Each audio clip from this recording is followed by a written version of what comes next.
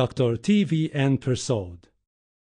Dr. TVN Persuad is Professor of Anatomy, Professor of Pediatrics and Child Health, and Professor of Obstetrics, Gynecology, and Reproductive Sciences at the University of Manitoba in Winnipeg, Manitoba, Canada. There he was the chairman of the Department of Anatomy for 16 years. He is well known in his field. He is the author or editor of 22 textbooks and has published over 180 scientific papers. In 1991, he received the most distinguished award presented in the field of anatomy in Canada, the JCB Grant Award from the Canadian Association of Anatomists. Dr. Persuad is the penultimate speaker that you are about to hear, saying what he has to say about how science is in total conformity with what was revealed in the Qur'an 1430 years ago to a man who was illiterate and lived at a time when it was impossible for him to know anything of the complexities of what you have so far heard. Dr. Persuad will be discussing issues pertaining to ladies and how the Qur'an succinctly and correctly stated scientific facts impossible for anyone to have known at that time. He further states facts and figures pertaining to the current sexual promiscuity and the health-related problems due to this. What is amazing is how this was clearly stated by Prophet Muhammad, peace be upon him, long before any of these facts were known to the medical world. Let's now listen to what Dr. TVN Persuad has to say on these amazing issues. The growth of the fetus progresses rapidly until the beginning of the 12th week, after which it enters a new phase of rapid growth and dramatic changes. The rapid growth and dramatic changes which occur after the bones have been clothed by muscles have been mentioned in the Holy Quran 1400 years ago.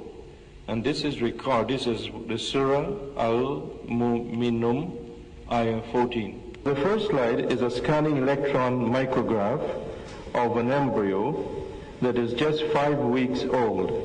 The embryo, as you will see, is curled. It is no more than ½ an inch in length, and the upper part forms 2/3 of the entire body. There is a limb bud there, and there is in fact a tail. The heart is in its very primitive stage, but it's in fact beating rhythmically. And this is a special technique which is used for clearing the embryo so that it becomes transparent.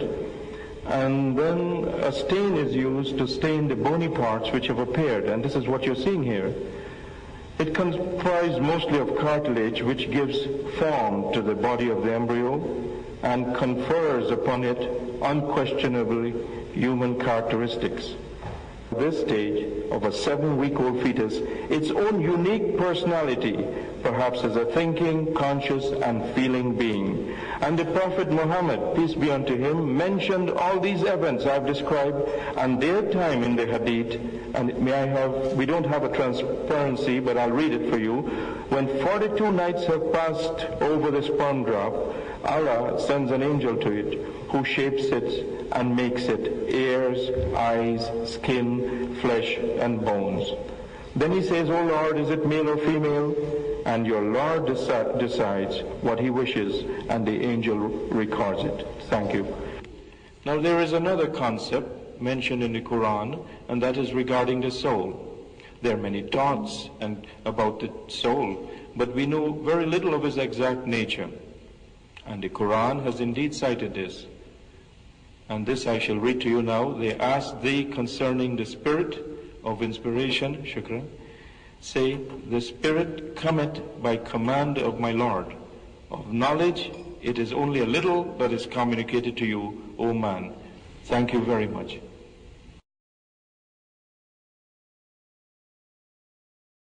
I present in this room here, to this audience, a talk I've given earlier this morning, and undoubtedly it's because of the interest of this subject. It is of wide interest, not only to Muslims, but I would say to people of all races and people in all countries of the world. And in fact, it's the first time in my life I have given the same paper twice at any conference, and so I feel very especially honored. And it deals with the Quranic rules regarding sexuality, the most intimate of relationship between two individuals, marital or sexual relations, and what the Quran says about certain aspects of the relationships between man and woman. And there are 2 or 3 areas I will touch upon. And the first we will talk about deals with the menstrual cycle. Apart from the aesthetic and hygienic aspects of having sexual intercourse during a woman's menstrual period, there is potential harm for both partners.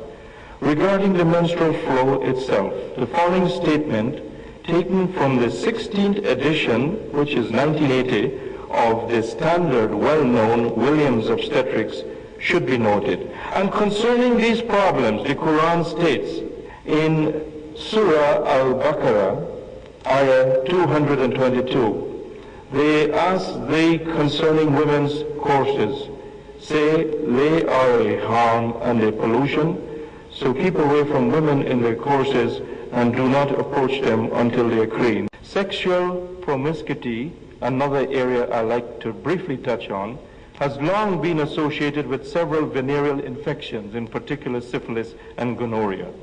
The risk of sexually acquired infection increases significantly with exposure to multiple sexual partners.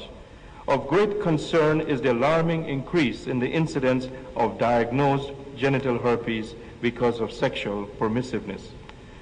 According to the United States Department of Health and Human Studies, which maintain very, very reliable statistics, maybe as many as 20 million individuals have genital herpes, and about 300,000 cases are expected annually. And each year, between 20,000 and 50,000 new cases of genital herpes are reported in Canada, where very reliable statistics are kept. In 1982, there were over 6,000 cases of herpes virus infections reported alone in Canada. More than 40% of these infections were sexually transmitted and largely involved young adults between the ages of 15 and 19 years. And for many other countries, not only the United States and Canada, it's simply because I have these statistics available and I can depend and rely on them, but the statistics are the same, and the prevalence of genital herpes infection makes the disease a virtual epidemic. Among sexually transmitted diseases, it is second only to gonorrhea. The highest incidence of genital herpes occurs among prostitutes, sexually promiscuous young adults, and sexual partners who previously have had herpes infection. In general, this age group is at the highest risk of acquiring sexually transmitted diseases. Within the last 3 years, there has been an increasing number of reports on acquired immune deficiency syndrome, which you all know as AIDS, a disease of emerging epidemic proportion. It is attracting an extraordinary amount of attention. Some of you may know that it was featured in the August issue of Time magazine. Interest and concern on account of its unknown etiology and poor prognosis. There is no known cure for this illness too, which makes previously healthy adults become immunodeficient, and in most cases the victims will die. It is particularly prevalent among male homosexuals. But epidemiological trends indicate that it is slowly increasing among heterosexuals and will gradually spread to the general population. In fact, this has been predicted by just about every agency studying AIDS, that this will gradually permeate into the general population. As you can see, AIDS as a public health problem has been featured as a national problem, an international problem, a problem of worldwide concern, has been featured in Times magazine. It is now considered to be the most important new public health disease in North America. Because of the progressive and relentless epidemic, there is every fear that the disease, with all its frightening implications, might gradually spread to the general population. The consequences and dangers of promiscuous sexual relationships and deviant sexual practices have been expressed in this hadith some 1400 years ago. The lewdness will not exist among people until they appear as a common practice, and plagues and new disease which did not exist before will spread among them. The word lewdness encompasses adultery, fornication, I'm told, homosexuality, bestiality, and all other sexual perversions. And it is not wide stretched of any imagination that we should not consider herpes and AIDS as clear examples of new diseases, and indeed at the present time new diseases for which we have no cure. Thank you very much.